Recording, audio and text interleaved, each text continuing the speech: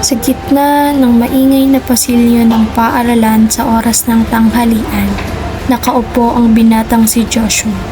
Isang scholar na masugod na tagahanga ni Jose Rizal at ng kanyang mga akda. Akala mo kung sino magaling? Lampa naman. Hoy, naririnig mo ba kami? O bingi ka na? Ano bang kalungan na yan? El filibusterismo? Naiintindihan mo ba yan? Yan ba talaga yung mga mama? Sure ko naiinis. Ang yabang mo ah. Students, anong ginagawa niyo? Labas!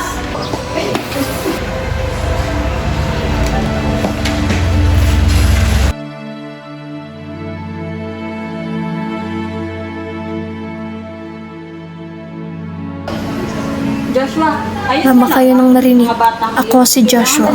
Tahimik ngunit kapitin ng ibang estudyanteng walang magawa sa mga buhay nila.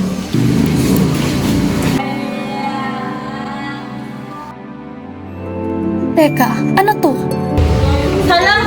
Nasaan na kaya ang batang iyon?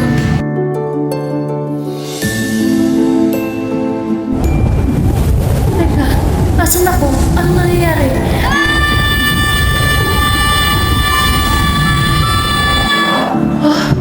Nasaan ako? Parang pamilyar to ah. Katulad nung sa libro. Kung hindi ako nagkakamali, napadpad ako sa panahon ni Rizal.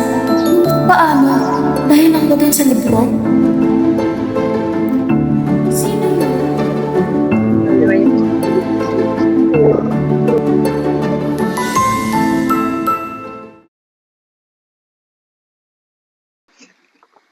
Tingnan mo, nandito na naman ang Batang Maynila.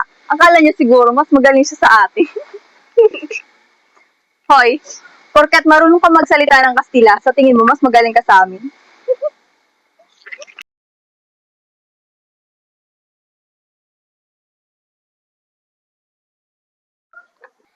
Tinuruan ako magsalita ng Kastila ng aking ina upang marami akong matutunan. Hindi ko iniisip na mas magaling ako. Nais ko lamang ay matuto. Akala mo ba madadaan mo kami sa ganyan? Pues, maghanap ka na ibang makikinig sa'yo.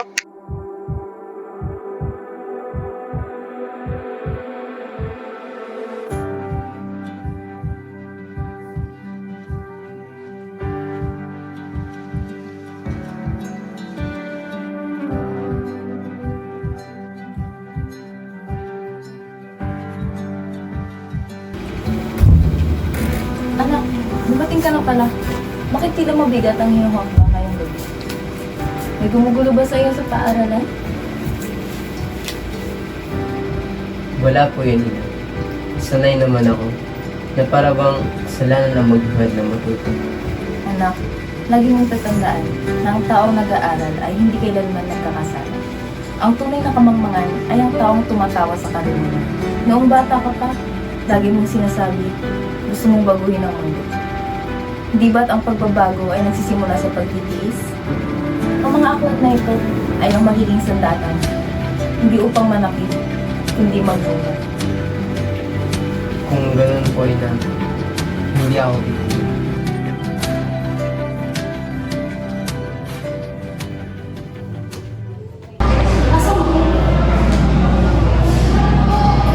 Espanya? Hala! Ang ginagawa ko dito? Pero, at least, nakalibre na ako ng ticket, di ba?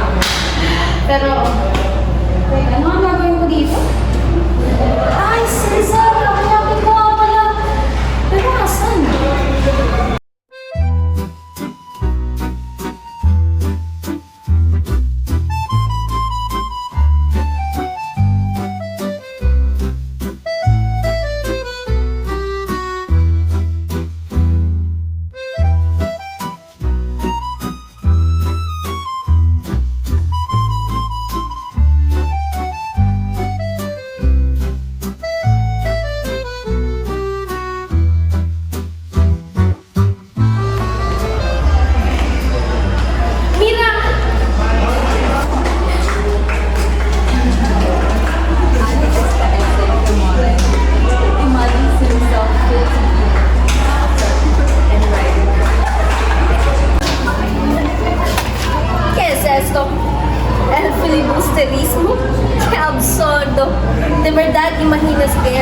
ganda éxito?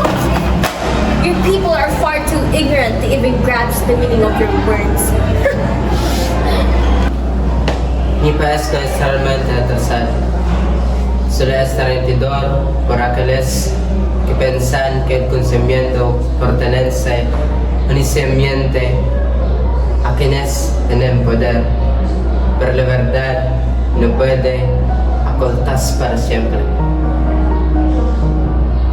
Andito na naman ako sa mundo ni Rizal. Aray! Ayos ko lamang ba, amigo? Bakit sa iyong kasuotan na hindi ako sa karing Pilipino? Kung iyong mamarapatin, nais mo bang maglibot sa paaralan at mukhang bago ka pa lamang dito sa Madrid? Sige. Huwag ka nang magbigay lang sa akin at talilipan kayo na ito. Ganito pala sa pakiramdam pagkausap mo ng pambansang bayani ng Pilipinas. Ang swerte ko talaga. Matanong ko lang.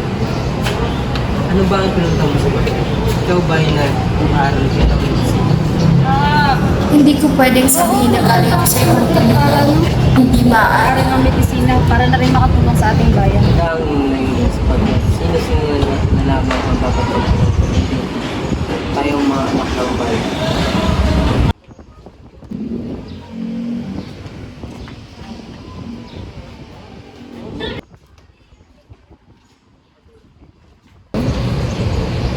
Paano ba yan, amigo? Ako'y mauna. Ay, kung pwede ko lang sabihin na kilala kita, kaso bawal. Hindi ko dapat masira ang magtadhana ng mangyari. Babalik na naman ako sa panahon ko. Ano na naman kayang mangyayari? Gusto ko na lamang mamalagi rito.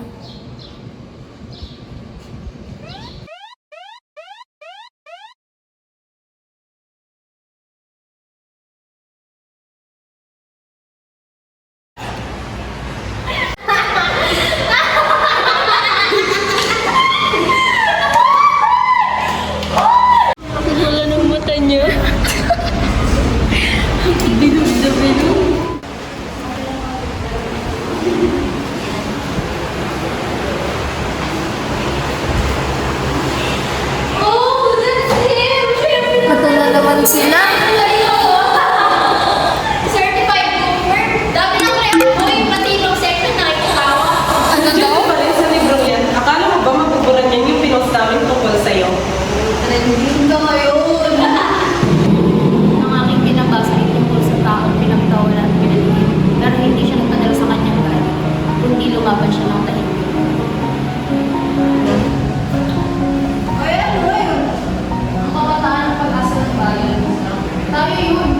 Hindi naman tayo naghihinaan sa baba. Dapat natutulungan tayo eh. Kung nahihirapan kayo sa kasaysayan, ba't na kayo humingi ng tulong sa akin? Sa totoo lang, nahihirapan na rin talaga ako. Hindi ko talaga maintindihan si Rizal. Baka bumagsak ako. Ganun naman pala. Kaya na, tulungan mo na kayo. Sa mundong puno ng ingay, komento at panghusga, ang tunay na lakas ay hindi ang manalo sa argumento, kundi ang magmulat ng isipan.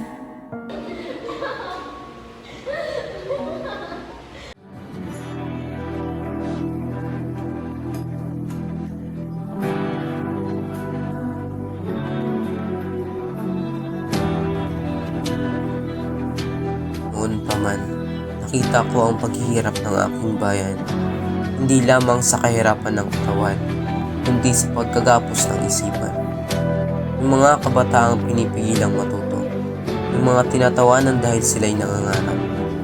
Ngunit ang aking napagtantoy, ang hindi marunong magmahal sa sariling wika, higit pa sa hayop at malansang isda. At kung ang isang bayan ay matutong mag-isip, wala nang kapangyarihang makakapigil sa kaniyang kalayaan. Ang edukasyon ang unang hakbang ng paglaya. Hindi espada ang magpapalaya sa bayan, kundi ang isipang nag-iisip.